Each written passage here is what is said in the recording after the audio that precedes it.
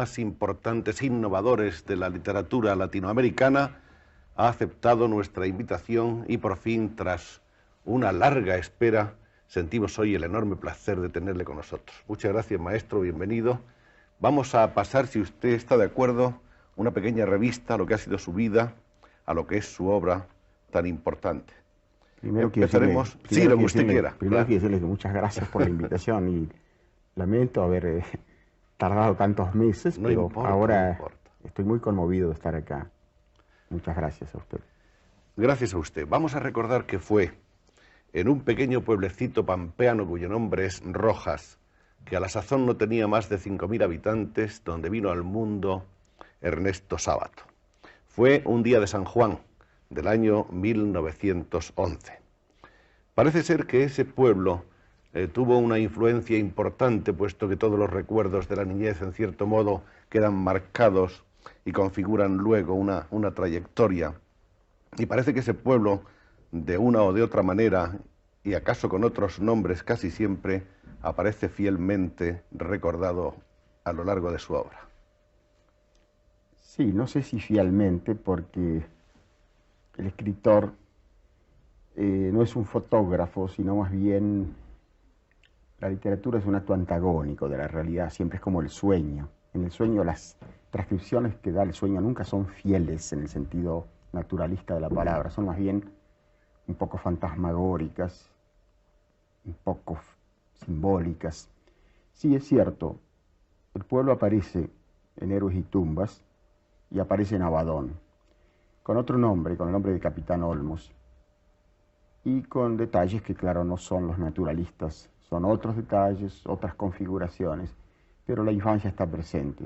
Sí, para mí fue muy importante, para mí, para todos. La infancia es decisiva, ¿no? Parece que, según nuestras noticias, tuvo usted una infancia bastante grata y por lo menos muy acompañada, ya que usted fue el 10º de una familia de 11 hijos. Sí, es cierto que soy el 10º de una familia de 11 hijos varones, todos. Ahora lo de grata no estoy tan seguro. Era una familia de educación muy severa. Nuestros padres eran muy severos y más bien estábamos regimentados como en un ejército. Y era natural, porque pobre mamá, ahora que pienso, yo recuerdo, por ejemplo, como hoy, estar en una cama al lado de un hermano mío que tenía sarampión para que nos contagiáramos, porque nos cuidaba de A3 y de A4, naturalmente, ¿no? Como tarde o temprano había que tener el sarampión. Y la pobre mamá tenía que tener un régimen muy severo para poder manejar 11 varones. Y según dice la gente, 11 varones muy difíciles todos, ¿no? Su padre tenía, según tengo entendido, un molino, un pequeño molino harinero. Así es. Papá tenía un pequeño molino harinero en ese pueblo de Rojas, que aparece también un poco transfigurado en Abadón y en Héroes y Tumbas. Pero esencialmente sí es el retrato que hay allí del dueño de ese molino y del padre de Bruno, ¿no? Mi padre, sino el padre de un personaje, es el retrato de mi padre, efectivamente. Tal como él era severo, candoroso, muy violento, y ahora con los años me doy cuenta que era profundamente generoso y bueno, pero la vida es así. Cuando tenemos posibilidad de saber cómo son, ciertas personas ya han muerto y no podemos retribuirle de alguna manera nuestro afecto, ¿no? Además de hijo, ¿puede usted llegar a ser amigo de su padre? No, eso en casa no funcionaba. Y no estoy en desacuerdo con eso. Se habla muy a menudo en la educación moderna de la amistad del padre con los hijos. Eso es un error o una mala definición de la palabra amistad. La amistad es entre iguales. El padre no es el igual del hijo. El padre es mucho más y mucho menos que un amigo. No es un igual. Es otra jerarquía y eso ayuda luego al chico cuando se desarrolla. Él necesita apoyarse en alguien que sea superior y fuerte. Yo estoy de acuerdo con eso. Creo que la psicología moderna ha cometido graves errores, de los que se está rectificando ahora.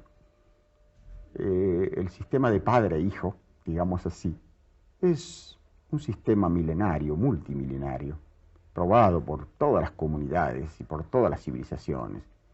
Y los descubrimientos, no sé si llamarlos así, de la psicología moderna tienen 30 años de antigüedad. Se están revelando muy a menudo equivocados. No fuimos amigos de papá, de ninguna manera. Esa ruptura generacional entonces de que se habla tanto ahora, eso de que los hijos quieren en cierto modo liberarse de los padres y vivir un poco por su cuenta y razón, ¿usted cree que es algo pasajero? Sí, se comprende, toda persona quiere liberarse de las ataduras, hay una actitud siempre así, pero los hijos vuelven siempre al padre, si el padre es comprensivo. Cuando yo he dicho que el padre es el padre, no quiero decir que sea incomprensivo, no quiero decir que sea terrible. Para mí la relación padre-hijo debe ser severa y afectuosa, y esa no es una contradicción, sino una cosa complementaria. El chico tiene que encontrar en su padre un hombre comprensivo y justiciero. Los chicos aprecian mucho la justicia. Muy a menudo los chicos se rebelan contra la injusticia, y eso me parece bien. Siempre hay que rebelarse contra la injusticia. Pero una cosa es la injusticia, otra cosa es la jerarquía. La jerarquía debe basarse en la justicia. Y creo que la relación de padre e hijo es jerárquica. En cuanto a la rebelión actual, lo único que le puedo decir es esto: como escritor, yo recibo miles de cartas de muchachos, de chicos, que me escriben a mí, y por el tono de las cartas, por el contenido de las cartas, me doy cuenta que no tienen padre. Y recurren a una persona más grande, que presumen, con razón o sin ella, que los puede ayudar, como recurrirían al padre. No es que los chicos necesitan un padre, siempre, y si no lo tienen en la casa lo buscan afuera. Volvamos a Rojas. ¿Era un pueblo rural? Sí, Rojas es un pueblo típicamente de la provincia de Buenos Aires. Nuestro país ha sido un país de inmigración. Es un país que desde el 1870, es decir, hace un siglo, fue abierto a la inmigración europea, y así es un pueblo de españoles, de italianos, de vascos, de franceses, de alemanes, de eslavos de todas las latitudes, de sirios, de libaneses, lo que nosotros llamamos turcos, porque la inmigración se produjo antes de la Primera Guerra Mundial, cuando los árabes eran súbditos todos del Imperio Otomano. En Argentina se le dice turco a todos ellos, como se le dice ruso generalmente a los judíos. Es un país de inmigración, y Rojas era un típico pueblo de inmigración. Basta ver en mis novelas los nombres. Hay nombres vascos, nombres aboyardos, nombres pirinaicos, que son los frecuentes, son los comunes. La primera vez que yo llegué a Italia, a Génova, y vi los primeros carteles así de anuncios de casas, de empresas, y vi Repeto, vi Molinario, qué barbaridad, está lleno de argentinos Génova. Pues bien, Rojas era un típico pueblo de inmigración, de agricultores, es una zona agrícola, y me ha quedado el recuerdo de infancia, de La Pampa. La Pampa es un paisaje difícil porque aparentemente no hay nada, son los matices los que cuentan. Pero La Pampa es un paisaje que después no se olvida nunca. Y para mí es la gran nostalgia siempre, La Pampa, en medio de una ciudad bárbara, brutal como es Buenos Aires. Sueño siempre con los pájaros, las lagunas, los atardeceres, los crepúsculos de La Pampa. Es un pueblo pampeano en suma. Y en esos primeros años, antes de que empezara usted a estudiar el bachillerato, ya tuvo usted sus amigos, no sé si todavía los recuerda, si hay alguno con el que haya seguido teniendo relación. Sí, claro, los amigos de infancia no se olvidan nunca. A veces los encuentro, he ido cuando se hizo un festejo en Rojas por un cierto aniversario que hubo allí. Yo he estado en la misma escuela donde estudié mis estudios primarios, y todavía estaba viva la señorita Ozán, o sea, le decimos señorita, no sé cómo se dirá en España, la profesora del colegio primario. La señorita Ozán, llamada también la negra Ozán, en Argentina se le decían negros a los indios, tenían una tez muy profunda, ¿no? Que era una maestra excepcional, a quien yo le debo muchísimo. Era muy severa, muy buena maestra, y tenía 80 y tantos años cuando yo llegué ahí. Fue muy emocionante el encuentro con ella. Sí, recuerdo muchos chicos de aquella época, sí. Y los vuelvo a ver con muchísimo cariño.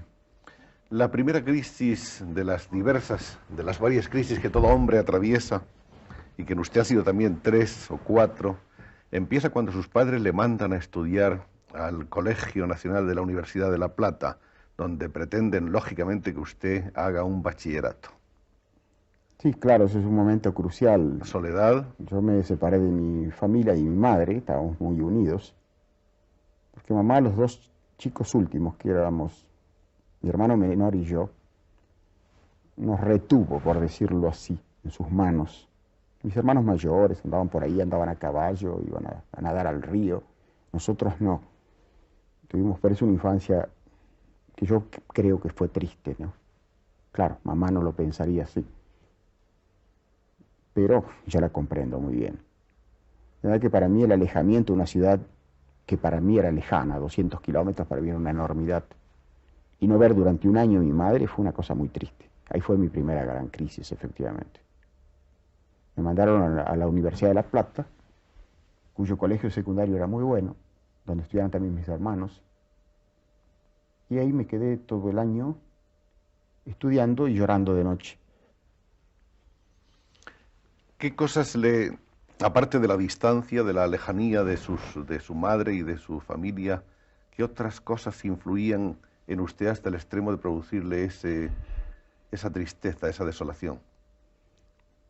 Bueno, yo había sido un chico, como le digo, muy encerrado, y aunque ahora no lo parezca, fui muy tímido hasta los 17 años, patológicamente tímido y introvertido, y sufrí mucho porque yo era un chico de campo, como se dice en la Argentina, y llegué a La Plata, que era una ciudad universitaria, donde los chicos eran todos gente de ciudad. Yo me sentía muy torpe, me sentía mal vestido, cosas subjetivas desde luego, pero que influyen en un chico tanto como las objetivas o más. Y me costó mucho adaptarme a la nueva circunstancia y fue realmente doloroso, sí. Termina usted el bachillerato en 1930... El bachillerato en 1928. 28. Y es el 29 cuando ingresa en la universidad. Ingresé en el 29 de la universidad, En la Facultad de Ciencias Físico-Matemáticas. Así es, aunque parezca mentira. No, si lo curioso es que además usted es un hombre que ha podido hacer muchas cosas, porque Sí. se cuenta que realmente está usted maravillosamente dotado para la física y para las matemáticas. ¿Quién le dijo eso? Lo dicen las gentes que le conocen a usted. Bueno, ¿Por qué la matemática es la ciencia más simple de todas. ¿Por qué se matriculó usted en eso? Sí. Sí, tiene todo su raison d'être, como diría Leibniz, ¿no? Tiene su misterio, su causa, ¿no? Yo era un chico, llegué allí y me sentí realmente muy desorientado y muy triste y muy solo. Y la matemática, es decir, el mundo platónico, la matemática es por excelencia el mundo platónico, puro, ¿no? Cuando yo descubrí las matemáticas, los teoremas, encontré una gran paz, un orden que yo necesitaba en medio del caos. Y así me precipité, casi por decirlo de esa manera, en el mundo de las matemáticas. Dicho sea de paso, yo trabajé en observatorios astronómicos ya más de grande. Los observatorios astronómicos están llenos de neuróticos. Contra lo que puede pensar la gente de la calle, el astrónomo no es un hombre en paz, un hombre que mira las estrellas. Mira las estrellas porque la Tierra no le sirve. En general es un evadido. Generalmente son neuróticos y a veces hasta psicóticos. Son solitarios, son desajustados con el mundo los astrónomos. En general puede haber excepciones. Si algún astrónomo me oye, que no se enoje demasiado, ¿no? Yo no estoy seguro a esta altura de mi vida de casi nada. Pero son en general así. Son incluso misántropos. Y uno busca lo que no tiene. Yo no tenía orden, y busqué el orden porque no lo tenía. Y el orden por excelencia es el orden de las matemáticas. Para poner un ejemplo ilustre, casi contemporáneo, Kandinsky, prácticamente uno de los creadores del arte abstracto.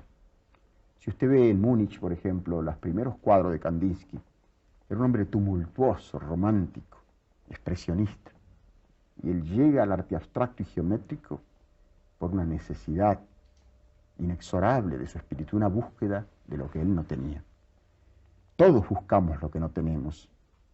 Fíjese la filosofía platónica, yo mencioné antes a Platón.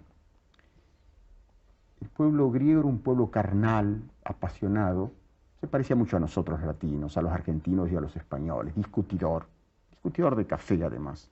No había café, pero estaba la plaza. Sócrates era un filósofo de café, en el más alto sentido de la palabra. Venía y discutía, a ver qué piensas tú de lo que es la valentía. El chico empezaba a decir algo, no, por esto y por esto. Esos son los diálogos platónicos. Pues Sócrates, que era un hombre carnal, según dijo un extranjero que llegó a Atenas, todos los vicios se reflejaban en su rostro. Sócrates inventa una filosofía que recomienda desconfiar del cuerpo, y es natural, puesto que él era un hombre eminentemente carnal. Una raza de seres platónicos no hubiera descubierto ni hubiera inventado el platonismo. ¿Para qué se lo tenía? Que los griegos inventaran el platonismo se comprende. Por eso mismo creo que espíritus románticos o tumultuosos buscan la matemática, muy a menudo. Así que no es a pesar de, sino justamente por, como decía Proust, que muchos, aunque son porqués desconocidos. Por eso yo ingresé en las matemáticas. Y así resulta que efectivamente llega a ser físico, se doctora en ciencias físicas y matemáticas. Mientras tanto han ocurrido otras cosas, se ha ido interesando, como es lógico, por los problemas de los estudiantes, se ha ido afiliando o por lo menos adhiriendo a cierto tipo de actitudes propias de los jóvenes anarquistas de la época. Al cabo de un año de estas primeras escaramuzas políticas, usted se inscribe en el Partido Comunista, representando a su partido. Asiste usted en el año 34, me parece, a un famoso congreso contra el fascismo y contra... ¿Qué más era? El eslogan. Varias cosas. Había un eslogan muy largo. Pero ese congreso parece que actúa en cierto modo como un revulsivo que le hace a usted cambiar de opinión sobre la marcha. Sí, yo estuve varios años en el movimiento revolucionario. Empecé con los anarquistas, con los cuales yo siempre he mantenido afinidad, porque yo soy un temperamento anárquico, ¿no? Cuando uno dice anarquistas, piensa enseguida en una persona que pone bombas. No, hay anarquistas que son incapaces de matar una mosca. Son pacifistas, los mejores. Yo siempre he mantenido simpatía por ellos. Y yo estuve muy vinculado con el movimiento anarquista, lo que significa estar muy vinculado con los españoles.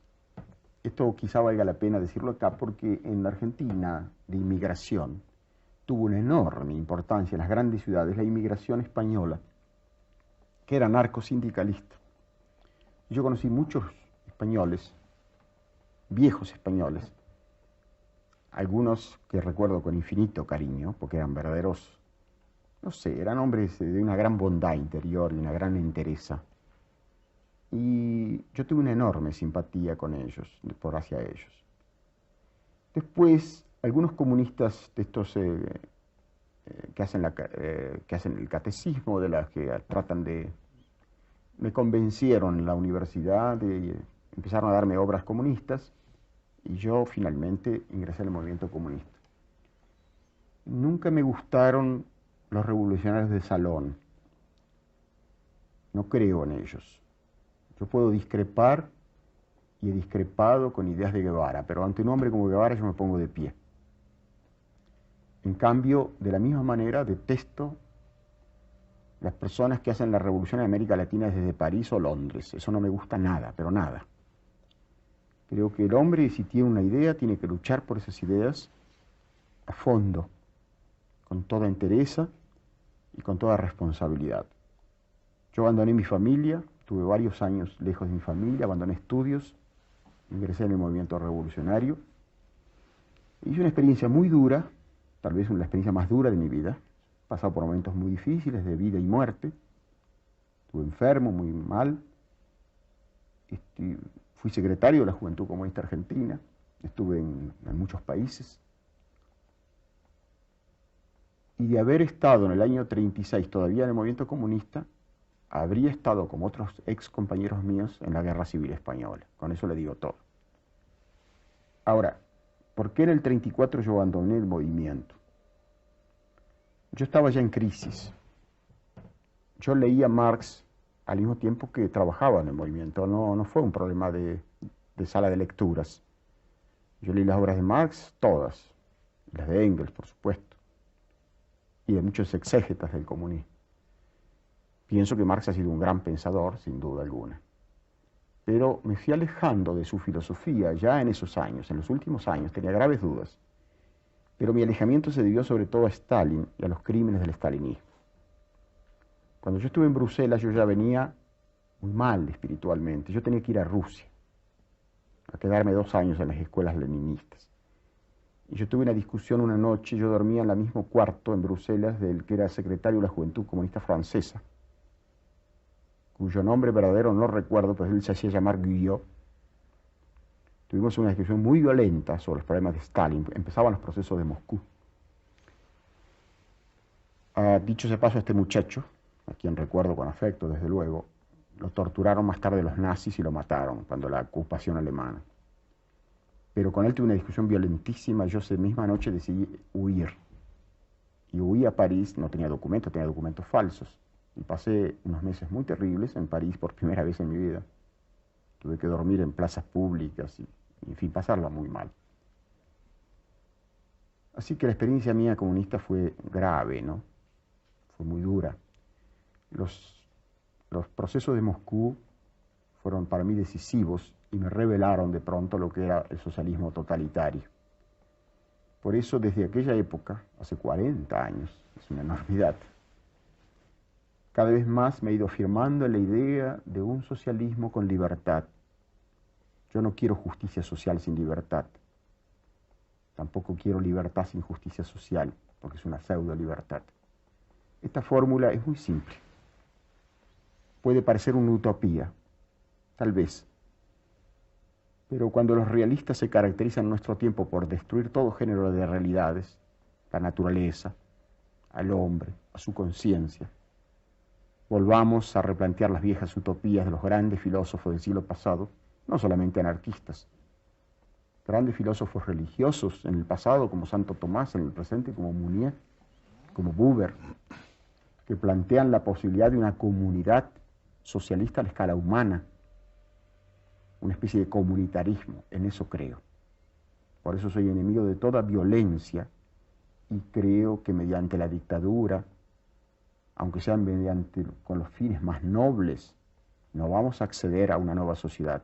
Y Rusia ha sido el mejor ejemplo.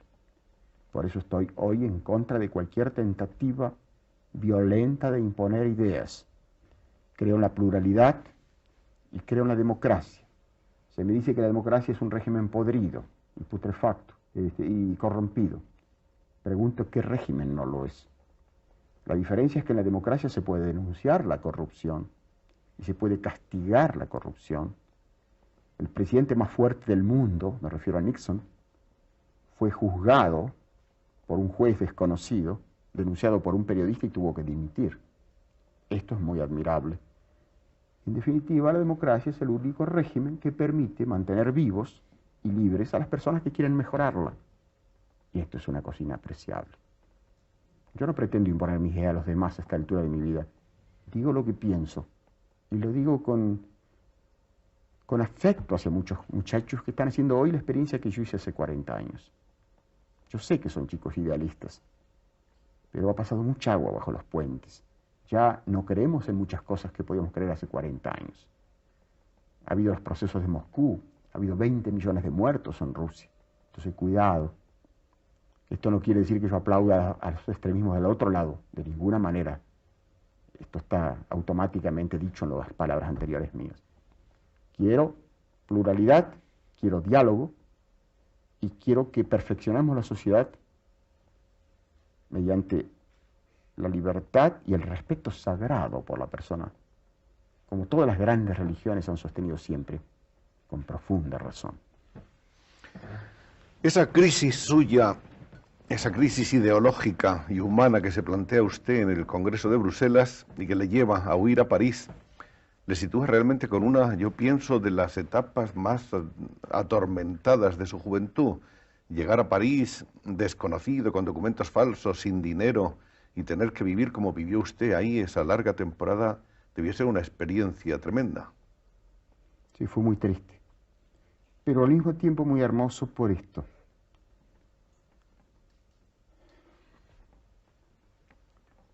¿Encontró usted gentes, amigos Ya le voy a responder. que le ayudaron, que le protegieron?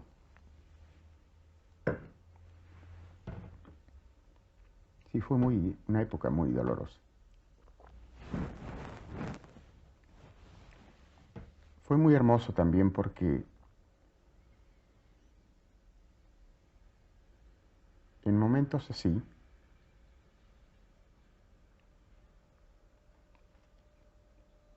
he encontrado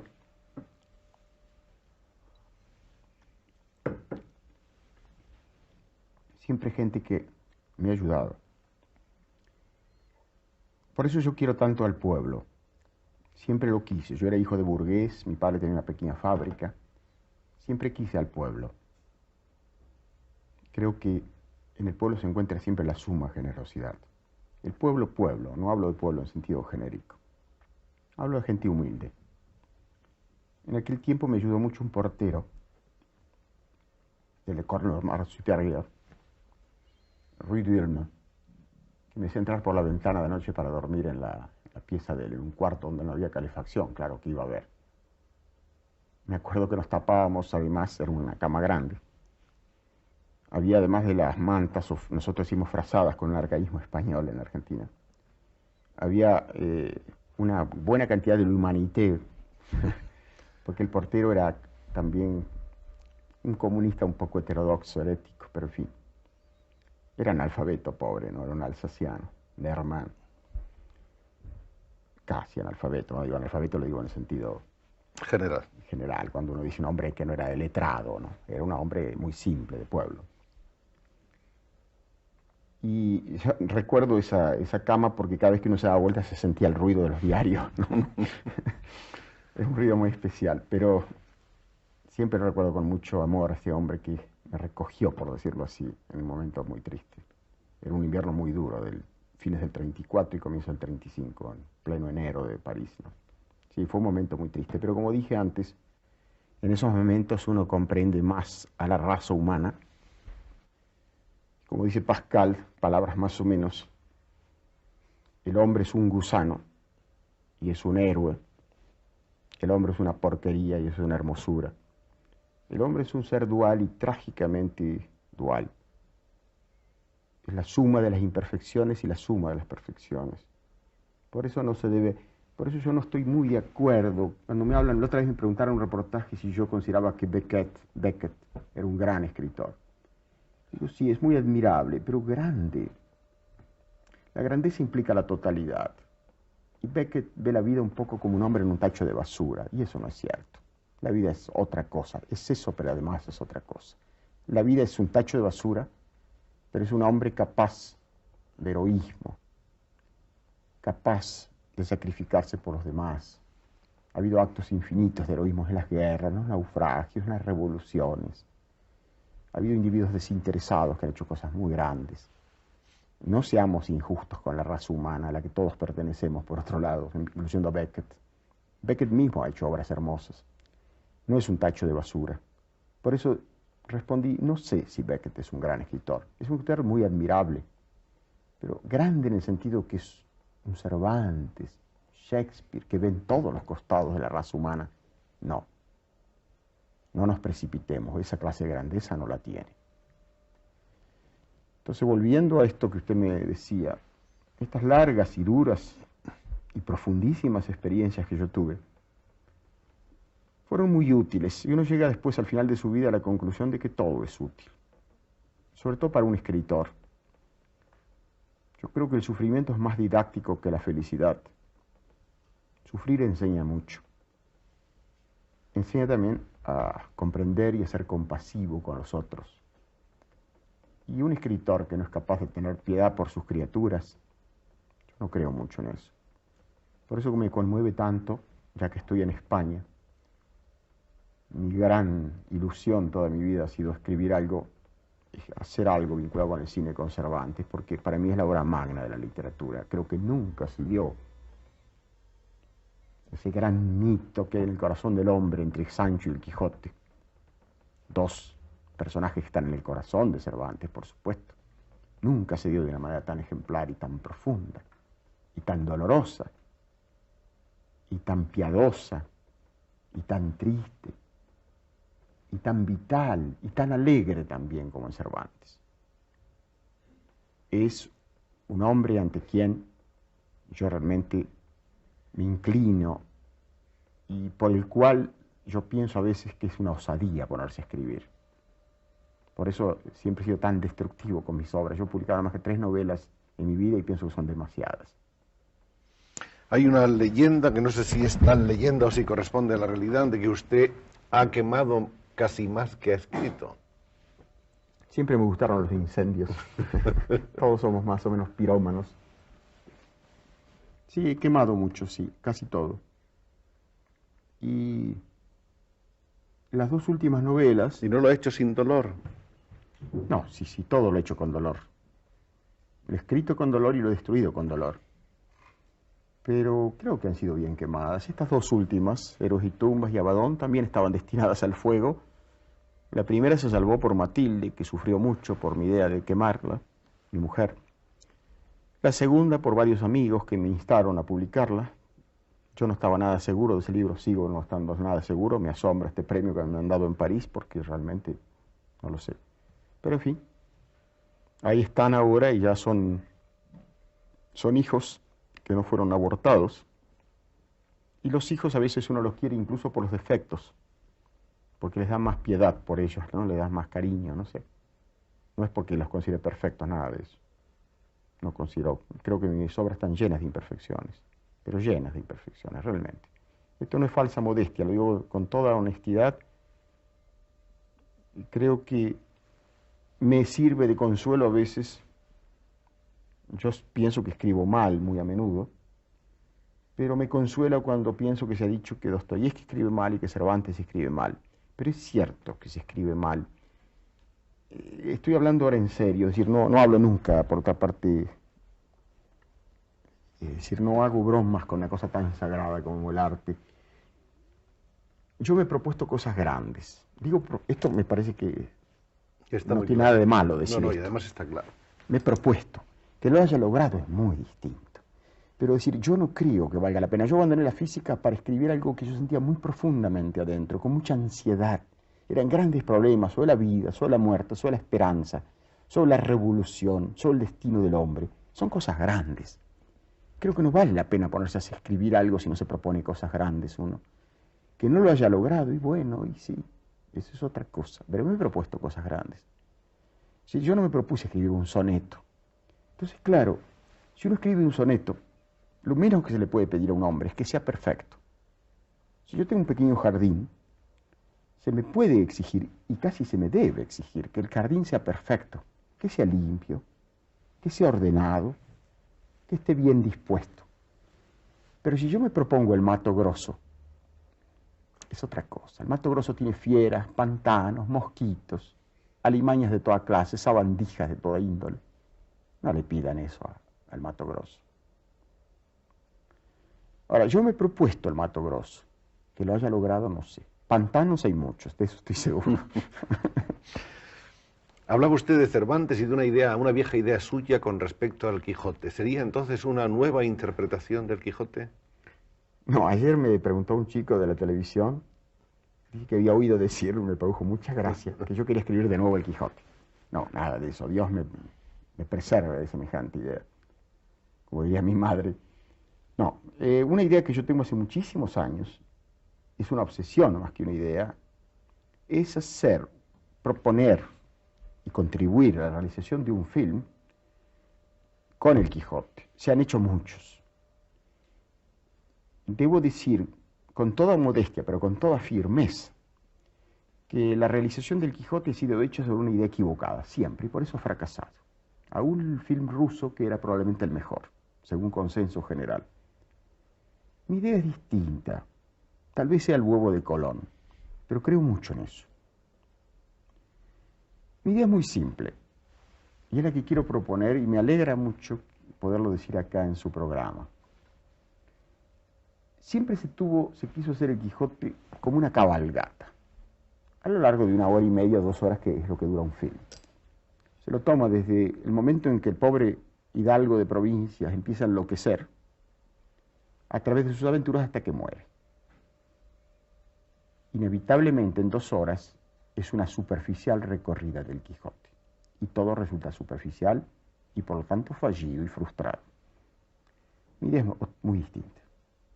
El Quijote es un conjunto de aventuras, en cada una de las cuales está el Quijote de cuerpo entero. ¿Qué otra cosa puede ser? Está el Quijote de cuerpo entero y está Sancho de cuerpo entero. Entonces yo pienso así, tomemos una aventura del Quijote, por ejemplo la ínsula de Baratari, que es un cuento perfecto. Llega Don Quijote con su escudero al castillo, ahí le sucede una serie de vicisitudes cómicas, patéticas, ridículas, dolorosas, tristísimas. Está el gobierno de la ínsula por Sancho, que es de las cosas más hermosas y más divertidas del Quijote. Está todo. Y luego termina eso y iba a decir Cervantes, y es un error perfectamente significativo. Cervantes es el Quijote, y es Sancho también. El Quijote se retira, pide permiso a los duques para retirarse, porque tiene que seguir desfaciendo entuertos, con esa mezcla de candor y de grandeza que a mí me mueve a las lágrimas siempre. Pues bien, hagamos la ínsula de Barataria. Y entonces, con toda profundidad, a lo largo de 2 horas o 3 horas, podemos examinar los 2 grandes personajes de esta obra magna con toda la hondura necesaria, con todos los matices, con toda la penetración psicológica y aún metafísica de estos personajes. No hay prisa, no hay apuro, como decimos en la Argentina. Vamos a hacer un film que nos permita adentrarnos en esta alma grande, doliente y patética del Quijote, y en esta especie de contraparte de Sancho. Y está ahí en este episodio un momento en que Sancho se aquijota, en que Sancho empieza a proceder un poco como el Quijote, y en que el Quijote se vuelve sensato, sanchesco. Está todo. Está luego esa sátira terrible y dolorosa de este hombre que tanto había sufrido, que era Cervantes, este hombre que había pasado a la pobreza, a la cárcel. Esa sátira en esa corte ducal, con esta gente que no cree en nada, escéptica, propenso a los juegos de salón, la aventura de Clavileño, todos ustedes recuerdan. Es tan triste. Y está dicho de una manera tan grande la crítica, lo que podemos llamar la crítica social. Todo eso va a estar en este film, si lo hacemos, como yo espero un día. Y creo que además el productor que hace este cine no va a perder dinero, porque ellos lógicamente no son una empresa de beneficencia. Creo que tiene todos los atributos para hacer un film de gran éxito. Esperemos que esta hermosa idea se lleve a cabo, si se lleve a cabo pronto. Nos encontramos en 1938 con Ernesto Sábato, doctor en física, y obtiene una beca para ir a trabajar y a estudiar en el laboratorio Curie de París, donde se encuentra, entre otras cosas, con el surrealismo. Surrealismo que había de despertar una adhesión inmediata. Sí. En 1938 yo estaba de vuelta de muchas cosas. Ya había hecho la experiencia revolucionaria y había hecho la experiencia científica.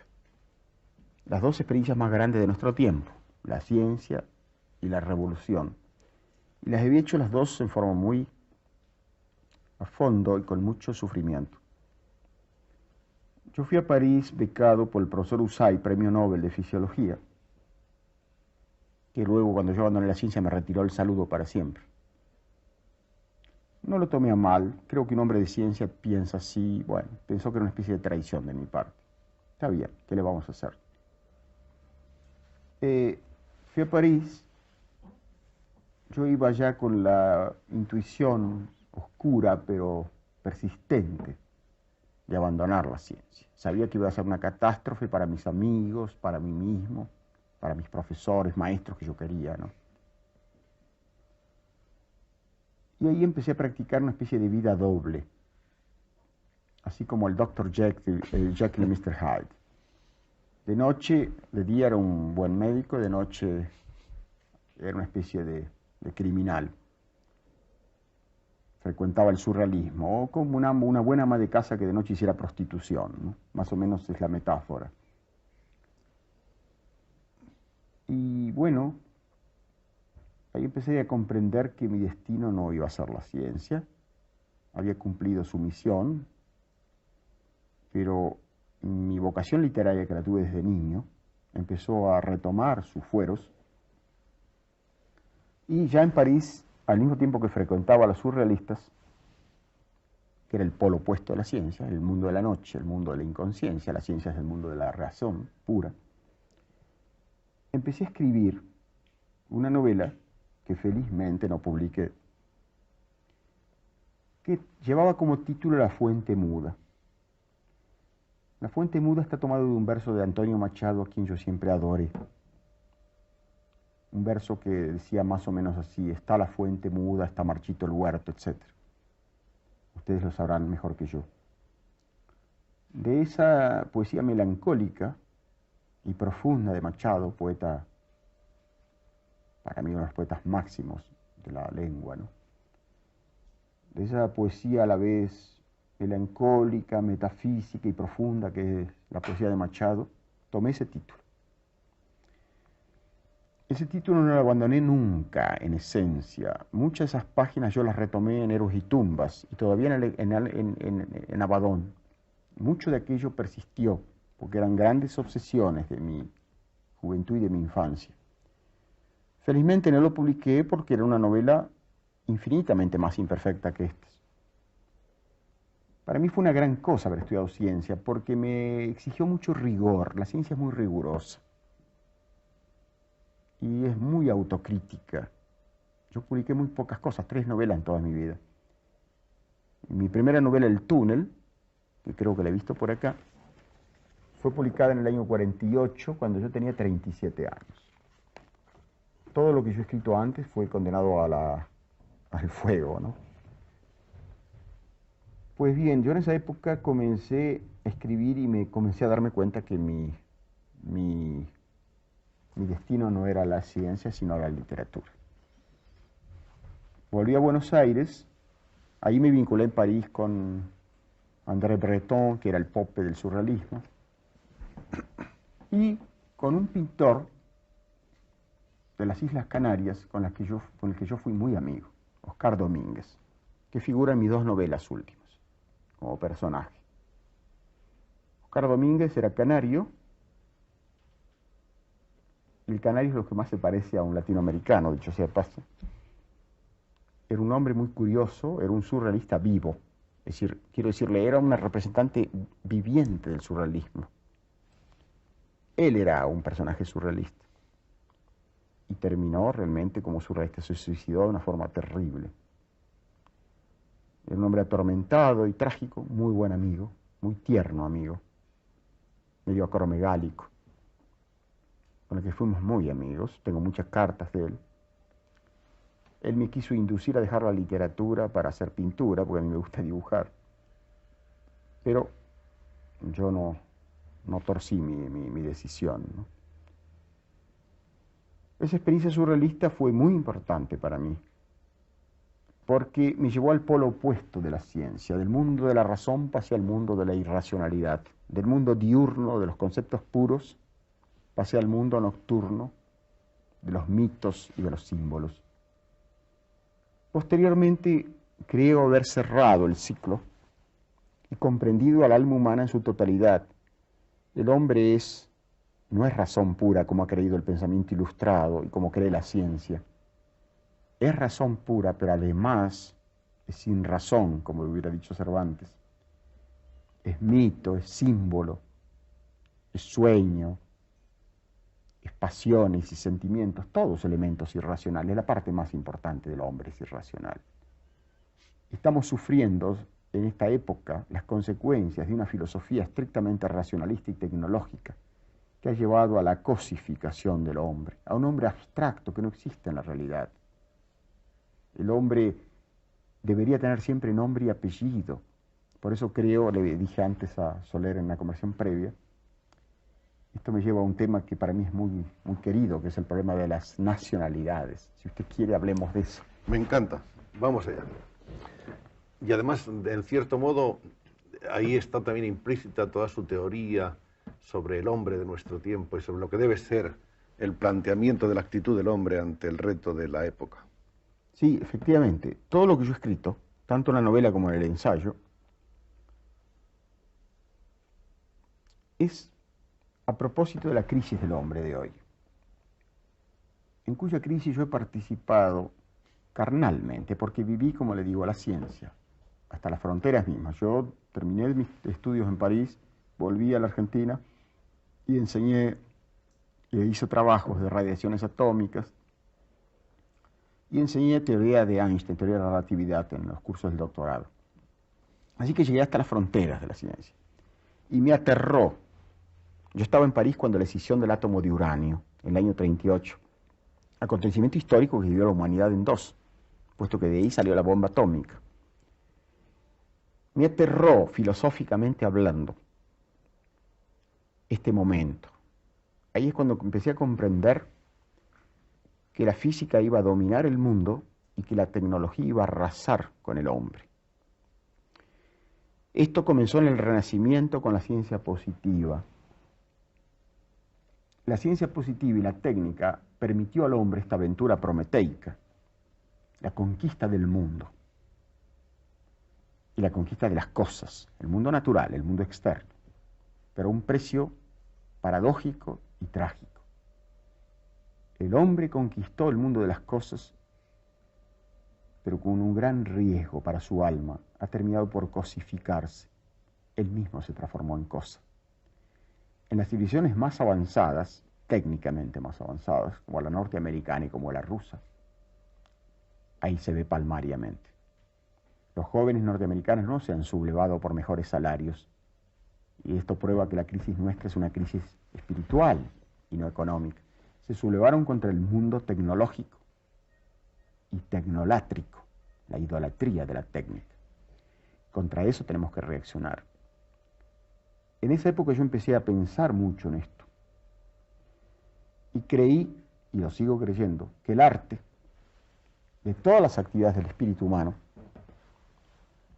es la única que permite no solo la expresión de esta crisis total del hombre del siglo XX, porque es una crisis total, sino tal vez la única o una de las dos posibilidades de salvación del hombre. Porque en el arte el hombre está totalmente. La novela, por ejemplo, tiene ideas, eso pertenece al mundo racional, como la ciencia, como la filosofía. Pero en el otro extremo tiene símbolos, mitos, pasiones, y el hombre es la totalidad, esa integridad. Así que la novela, particularmente la novela, es la que permite a la vez la expresión de la crisis y una de las tentativas de la salvación del hombre en esta crisis. Eso lo creí desde el comienzo, en aquella época, pero lo he ido confirmando con los años. Cada vez más creo en eso. Y ahora el mundo ya está, la crisis está a la vista, el desastre ecológico, la destrucción del hombre. Y fíjese que esto pasa de uno y de otro lado. La deificación, la mitificación de la ciencia sucede no solamente en Estados Unidos, sino en Rusia. Por eso Berdyaev, pensador ruso que fue marxista y luego cristiano, él sostiene que tanto el supercapitalismo norteamericano como el supercolectivismo ruso son dos abstracciones que se elaboran sobre la base de un hombre cosificado, de un hombre engranaje,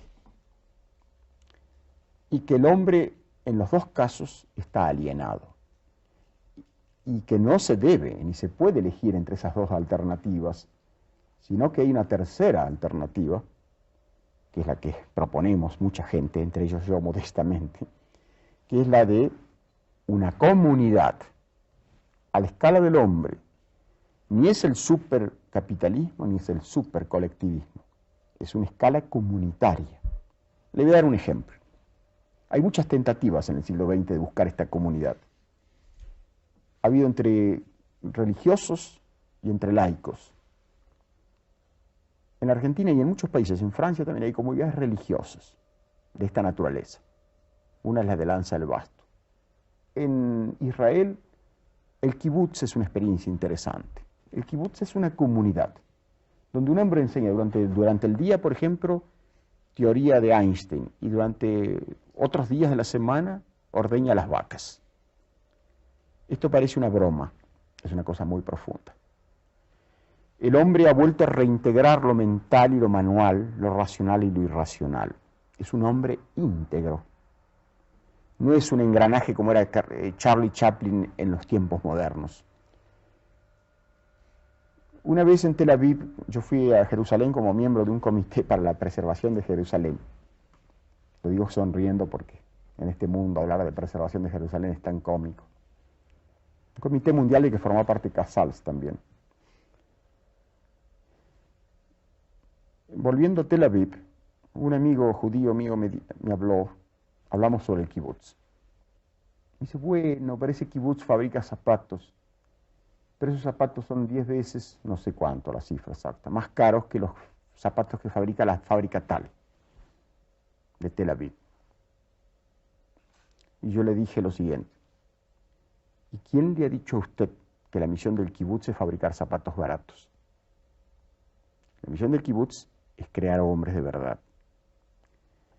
Y esto es una cosa típica del siglo XX. Se habla de costos. Dice, sí, pero es más barato fabricar zapatos en una gran usina, en una gran fábrica. Ah, ahí está el mal. Es el hombre que nos debe interesar, no los pares de zapatos. La preservación del hombre integral y no el costo de un par de zapatos. Y este es el gran mal de nuestra civilización. Y esto usted lo ve en Estados Unidos y lo ve en Rusia. Y la mentalidad es la misma. Entre un astronauta que sale de Caleño Cañaveral y otro que sale de los Urales, no hay ninguna diferencia. Por eso se acoplan en el espacio con la perfección de todas las cosas matemáticas. Estos dos hombres metidos, o estos hombres heroicos, por otro lado, no los estoy despreciando, son hombres heroicos, hombres que merecen todo mi respeto. Pero son representantes o héroes de una civilización que está muriendo. Schopenhauer tiene una frase muy profunda que cita Nietzsche. Él dice, hay épocas en que el progreso es reaccionario y lo reaccionario es progresista. Hoy, levantar edificios de 30 pisos en Madrid o en Buenos Aires para que vivan en esos cubículos de cemento armado y de aire acondicionado niños que nunca van a ver el nacimiento de un perro, o la forma en que una gallina pone un huevo, o el nacimiento o la aparición del sol y de la luna. Niños que van a ser futuros drogados, niños alienados y tristes, niños que mañana estarán en manos de psicoanalistas. Esto hoy no es progreso, hoy es reaccionario. Que esté sucediendo ahora, eso es una falacia. También le crece la barba a un hombre que acaba de morir. Esto ya es mortal. Lo revolucionario es proponer hoy la abolición de los rascacielos. Las comunidades llamadas primitivas, tal vez habría leprosos. Dicen que hay muchos leprosos en el África y en Polinesia. Habrá leprosos, pero no había psicoanalistas. Y yo no sé qué es peor, si leprosos o alienados. La lepra, al fin de cuentas, es una enfermedad física y puede haber grandes espíritus leprosos. La alienación es una enfermedad espiritual y es infinitamente más grave. En fin, esta es la clase de reaccionario que soy yo. Entonces la vuelta a las nacionalidades sería sí, el retorno a las viejas ideas de pueblo, de comunidad, de pequeña comunidad, la patria chica, la región. Exacto, sí. A eso me quería referir. Pero este periplo era indispensable. Sí, acá se habla ahora de gallegos, de vascos, de catalanes. En Francia también se habla de bretones, etc. América es distinta, porque fue, sobre todo la Argentina, fue de inmigración y se hizo una cosa homogénea. Hay menos diferencia lingüística entre una provincia de la Argentina y otra que entre Galicia y Castilla, que duda cabe. Yo reivindico las nacionalidades, apoyo plenamente las reivindicaciones no solamente políticas, sino culturales y lingüísticas de Galicia, de Cataluña, de las provincias del País Vasco. Pero no cabe duda, es un renacimiento que está aconteciendo en el siglo XX y es muy significativo. Y es porque el hombre instintivamente siente que debe reaccionar contra el hombre cosificado y generalizado. Y debe volver a ser lo que era. El hombre es el país en las lenguas europeas. En Italia se dice el paese. En Francia ese jambon du pays es el jamón, lo que acá llamamos jamón serrano. El hombre es el hombre del país y el país era su aldea. Hay que volver a eso porque ese es el hombre verdadero, es el hombre de nombre y apellido. El hombre que cuando necesita un pan y no lo ha podido comprar, le pide al vecino. El hombre que padece las tribulaciones de su comunidad. Hay un año importante que es 1940, cuando se publica su primera colaboración literaria en la revista Teseo de La Plata, un trabajo precisamente sobre la obra de Adolfo Bioy Casares, La invención de Morel, que además fue un artículo, fue un trabajo que le valió inmediatas curiosidades de personalidades muy importantes de la cultura de ese momento en la Argentina, y el hecho de que le invitaran inmediatamente para colaborar en la revista Sur y en otras publicaciones.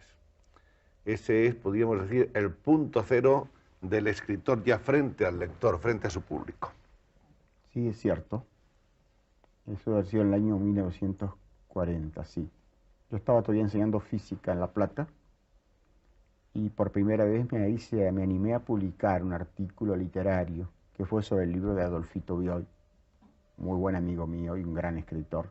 Espero que algún día ustedes inviten acá. Estamos tratando de que venga, sí. Es un gran escritor y excelente persona. Fue una nota que yo publiqué en una revista que se llamaba Teseo, esa revista que se sale en 4 números, ¿no? Probablemente después de salir mi artículo se fundió la revista. Bueno. Eso es el humor de Sábato. Bueno, no sé si habré contribuido a la fundición de la revista. Pero a raíz de ese artículo me llamó por teléfono don Pedro Enrique Sureña, que fue un gran humanista dominicano, es decir, de la República Santo Domingo, que fue maestro mío de lenguaje en el colegio secundario en La Plata. Gran maestro, un gran humanista, y yo diría el modelo de maestro y el modelo, el arquetipo de lo que debe ser un buen latinoamericano. Él fue el maestro de lenguaje. Él nos enseñó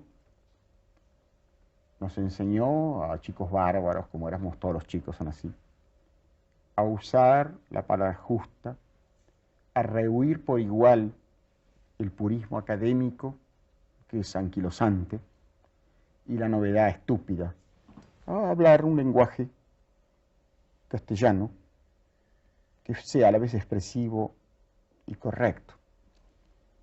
Y dicho sea de paso, esto si usted me perdona la pequeña digresión, la lengua castellana, que nos toca a todos, madrileños o porteños de Buenos Aires, la lengua castellana, que es un gran milagro, y que nosotros la debemos en América. Yo soy hijo de italianos, y mis ancestros son Cervantes y Berceo. Fíjese qué milagro que es esto.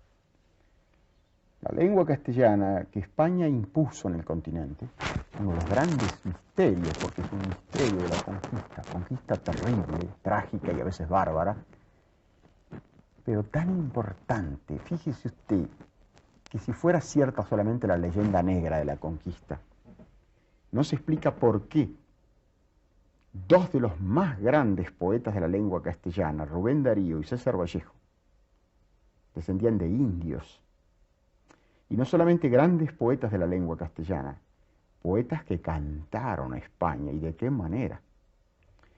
Ello indica que La conquista es un hecho complejo, muy complejo y dialéctico, como todo lo humano.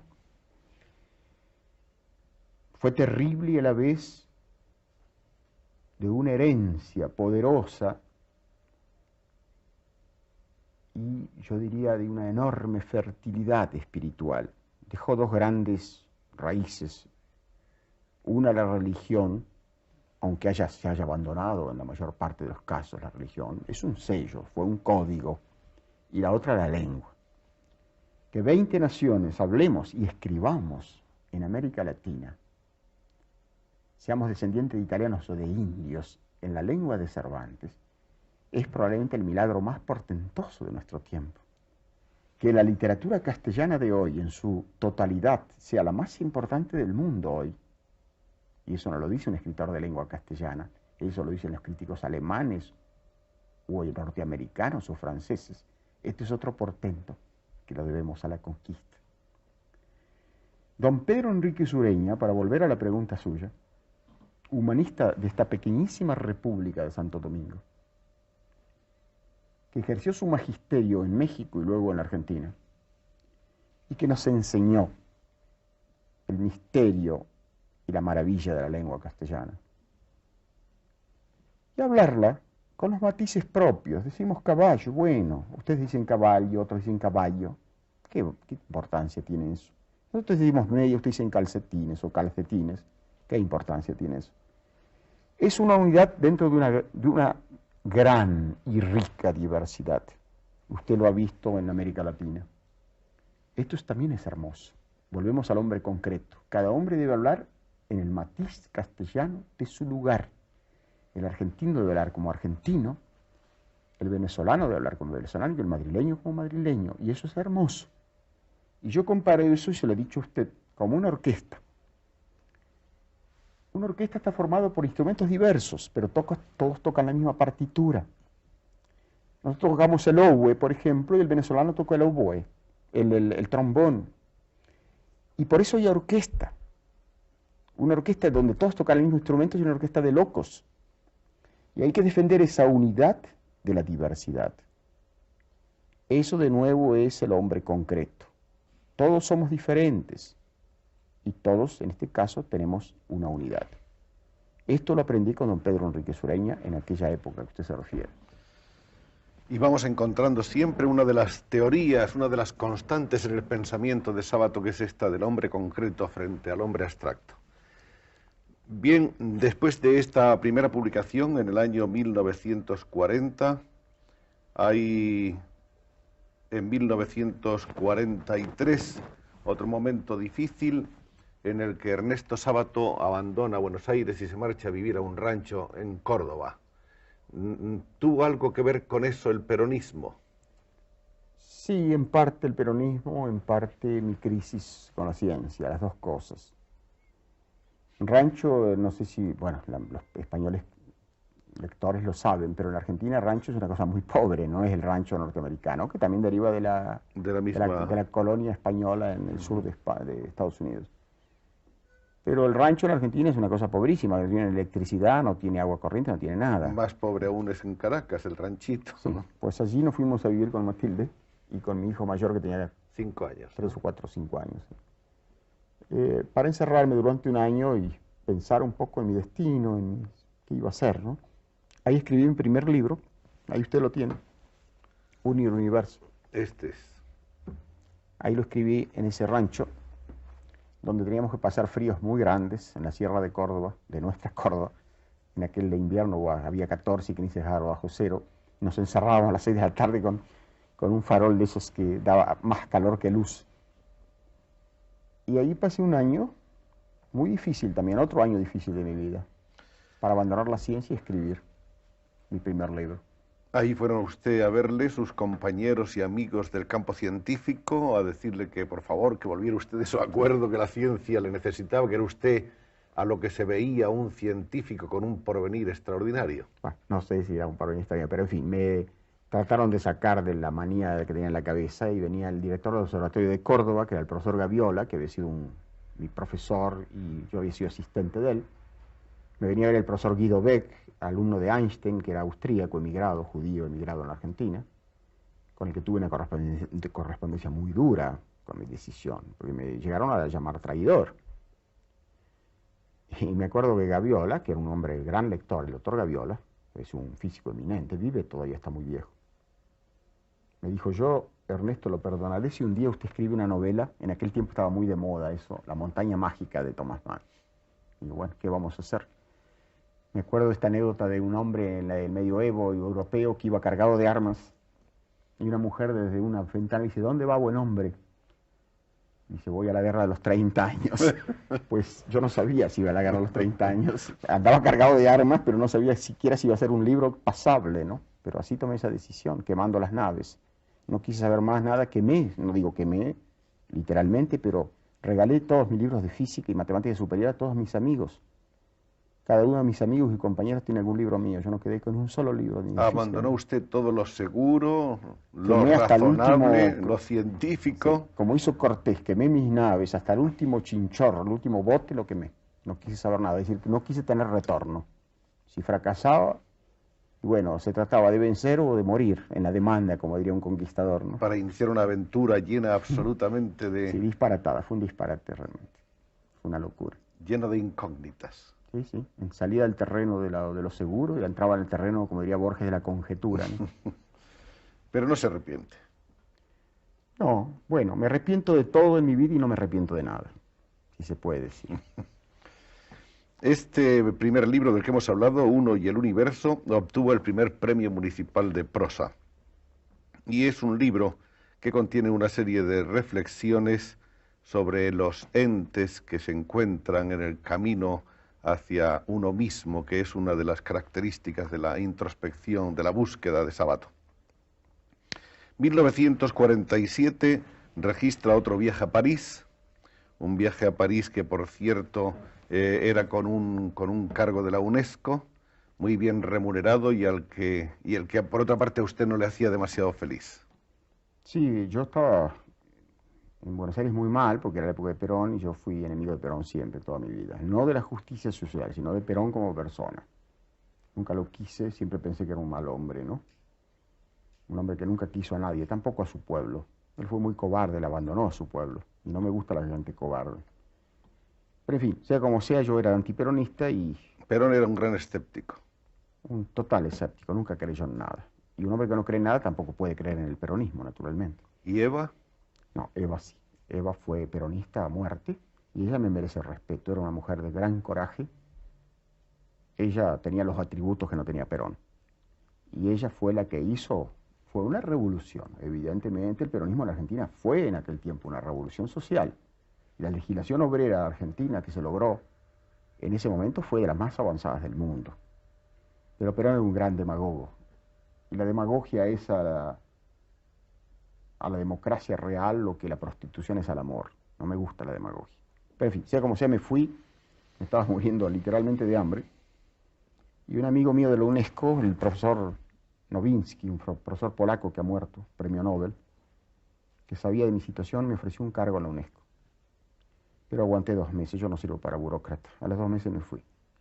Y me fui a Italia para volver a Argentina y empecé a escribir El túnel, fue el año 48. Empezó usted a escribirlo en una maquinita portátil que acababa de comprar Sí. y, según se cuenta, en un rincón de la estación ferroviaria de Zúrich.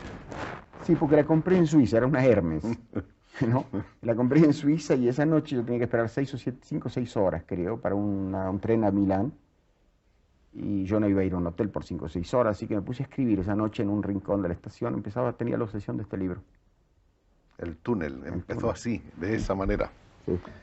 El túnel aparece el año 1948. Es, como puede verse, una novela más bien corta, y han visto ustedes, mucho más corta que las dos que habían de seguirle en esta Sí. gran trilogía. Sí, fui empeorando con los años. Y digamos que es una novela con una estructura... Pero dígame, perdóneme, ¿no se ha leído mucho tiempo ya? No se preocupe por eso. Digamos que es de una novela de una estructura también menos complicada que las dos. Sí, que le es han seguido. este en realidad es un cuento largo, es lo que Sí. los franceses, el castellano no tiene hoy. En la época de Cervantes se llamaba novela, palabra que venía del italiano, las novelas ejemplares de Cervantes. Es lo que los franceses llaman nouvelle, y el italiano novela, el plural. que eran cuentos largos. Este es un cuento largo. En cambio, lo que en italiano se llama romanzo, o francés roman, que es el antiguo romance, ¿no? Es lo que nos llamamos hoy novela nosotros. Así que esto es un cuento largo y por lo tanto es un relato unitario, ¿no? Bueno, como es sabido, se trata de una novela en la que se relata en primera persona una historia de crimen, sí. Ciertamente impresionante. Y además una novela que empieza ya diciendo desde la primera línea quién es el asesino, ¿no? Sí, sí, claro, porque no es Para una que novela no haya, policial. para que no haya ninguna no haya falso confusión con el suspense. género policíaco. No. Luego nos encontramos, después de esta excelente novela, en 1951 con un libro, Hombres y Engranajes, que no tengo por aquí, pero que está recogido en algún modo en Itinerario, que es una suerte de antología que creo que ha sido seleccionada por el propio maestro Sabato. Hombres y Engranajes es el tema del que nos ha venido hablando a lo largo de esta conversación en algunos momentos, donde se sirve de todos sus profundos saberes acerca de teórica, social y sobre la historia de la cultura, y los correlaciona de la manera que él ha venido más o menos explicándonos hasta ahora. Es un examen muy largo del camino recorrido por la cultura occidental desde el Renacimiento, donde además señala cuáles han sido los dos motores de este camino, que han sido el dinero y la razón. ¿Cuáles serán los motores de la cultura occidental a partir de ahora? ¿Seguirán siendo el dinero y la razón? No, si vamos a hacer otro tipo de sociedad, ni uno ni otro. Es decir, tendrá que ser un tipo de comunidad. En esta última novela, en Abaddon, hay un hombre que tiene un pequeño kiosco, como decimos en Buenos Aires, no sé cómo se llaman acá, de diarios y cigarrillos. Sí, sí. Es un anarquista muy bondadoso, es un alma de Dios, como diría mi madre, analfabeto, que le explica a un niño, que es el protagonista de la novela, lo que es el anarquismo. Entonces le dice, ahí no va a haber dinero. En cuanto a la razón, ya he dicho lo que pienso de la razón pura, ¿no? Tendrá que haber razón y sin razón, y si no, no vamos a marchar, así nos ha ido, ¿no? El libro siguiente, 1953, es Heterodoxia, donde aborda los mismos temas, pero con una estructura distinta que recuerda un poco la de Uno y el Universo, una estructura aforística, un poco en el estilo del famoso diccionario de los lugares comunes de Flaubert y de tantos otros. Después de Heterodoxia, en su cronología aparece El otro rostro del peronismo, 1956, que se escapa un poco de lo que podemos llamar la obra literaria puramente. Es un ensayo. Fue una pequeña carta abierta por el problema del peronismo, sí. En 1958 tiene su único cargo oficial que yo sepa, director general de Relaciones Culturales de la Cancillería de la República Argentina, cargo en el que tampoco pudo sobrevivir por su angustia probablemente antiburocrática. Cuando ascendió al poder Frondizi, que fue una gran esperanza en la Argentina, una de las tantas esperanzas fallidas del país. La Argentina tenía una serie de frustraciones, una después de otra, y esa fue una. Todos los intelectuales creímos, y ellos me insistieron para que yo aceptara un cargo. Yo no quería aceptar, de ninguna manera, yo no sirvo para cargos. Y acepté a regañadientes, y efectivamente el tiempo probó. Yo 3 veces en un año presenté mi renuncia hasta que la última fue indeclinable y no quise saber más nada, ¿no? De manera que fue mi única ocasión en que tengo un cargo de... Yo creo que el escritor tiene que mantenerse lejos de cualquier gobierno, ¿no? ¿Cree usted que Frondizi era un hombre bien intencionado, por lo menos? Sí, no, bien intencionado sin duda, ¿no? Yo tengo personalmente una muy buena opinión y tengo amistad con él, pero discrepo totalmente con su concepción política. En 1961 aparece la novela sobre héroes y tumbas, considerada por la crítica hasta la aparición de Abaddon como una de las grandes novelas de la narrativa latinoamericana. Abaddon está empezando a ser comentada ahora en el mundo, ha obtenido este año, como saben ustedes, y de eso hablaremos más tarde, el premio al mejor libro extranjero en París. Pero en cuanto a sobre héroes y tumbas, hay en él sobre todo ese famoso y espeluznante informe sobre ciegos que se ha publicado también a veces de manera independiente, como en esta edición, que no sé si usted recuerda. Sí, es una edición de Popular, sí. Que es verdaderamente una cosa llena de simbolismo y en cierto modo también con una cierta influencia todavía de una cierta parte del existencialismo europeo y del surrealismo. En este libro hay una secta de ciegos que utilizan a los videntes en en el planteamiento y el desarrollo de sus ansias insaciables Sí, sí. de posesión. Pero hay una lectura que han señalado algunos, probablemente malintencionados críticos, una lectura secreta de este libro, en la que yo no creo, pero que me gustaría saber qué piensa usted de ella. Probablemente también conoce esa idea de que en el fondo aquí hay una crítica de Borges, No, ciego y mandarín entonces de no. las letras Qué argentinas. disparate. ¿Verdad que no? Es un disparate total. Esa era nuestra opinión Disparate también. total. No, el Pero problema de quería los ciegos, escuchárselo. que ha sido, en fin, se le ha hecho muchas exégesis freudianas, junguianas, etc. No, los ciegos son una metáfora acá de las fuerzas del mal. No, por favor, sería demasiado minúscula la obra en ese caso, ¿no? Aparte de que yo por Borges, aunque estamos en las antípodas políticamente, tengo profundo respeto literario. Él ha sido nuestro maestro de lenguaje, es decir, yo hablé de don Pedro Enrique Sureña, el otro gran maestro que tuvimos, la generación posterior, la de Cortázar y yo mismo, es, desde el punto de vista lingüístico e instrumental, ha sido Borges. No, qué esperanza. Es falso, de toda falsedad, y cualquiera persona que lea ese libro con profundidad se va a dar cuenta que eso es un disparate, ¿no? Sí, es cierto, se ha dicho eso. Se ha dicho Muchos vienen- con mala idea. Sí, claro, no. Para enfrentarme a mí con Borges, no. Yo Sí. estoy enfrentado con Borges sin necesidad de este libro, ¿no? Con Borges hemos estado enfrentados siempre sobre el problema del peronismo, por ejemplo. Borges ha sido enemigo del peronismo, pero por motivos diversos a los míos. Borges y su madre, que era una mujer de gran talento, eran enemigos del peronismo porque creían que el peronismo era una forma del comunismo. Yo era enemigo del peronismo porque nunca me gustaron los gobiernos absolutistas y tiránicos. En cambio, aplaudí y me pareció positivo la justicia social. Y creo que Borges no aplaude esa clase de cosas. Parece que, de todas maneras, en el terreno puramente intelectual y dejando al margen la política, usted y Borges se han entendido muy bien, o Borges y usted. Mire, cuando yo era muchacho y me acerqué a él con gran admiración por su obra, éramos, no diré amigos, porque con Borges la amistad no es realmente posible, ¿no? Yo era un joven insolente, por otro lado. Yo a Borges le he dicho cosas atroces que probablemente nadie le ha dicho, y Borges las aceptaba y Usted es dialogaba. un hombre tan duro como cuentan, porque aquí no lo parece en absoluto. No sé, cuando una persona llega a ser pública, y lamentablemente uno alcanza con el tiempo esa condición, ¿no? Porque, como diría Rilke, todas las famas son un conjunto de malentendidos. Depende. Yo soy duro con las personas duras.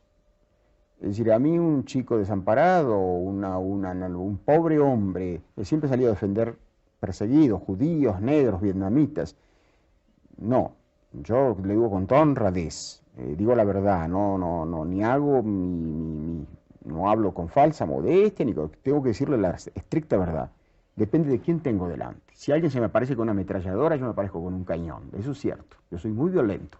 Y con la gente... Pero si un chico es un chico desamparado y necesitado de ayuda, o una persona, lo sabe todo el mundo en Buenos Aires, yo no voy a negar, al contrario, voy a correr en ayuda de él. No.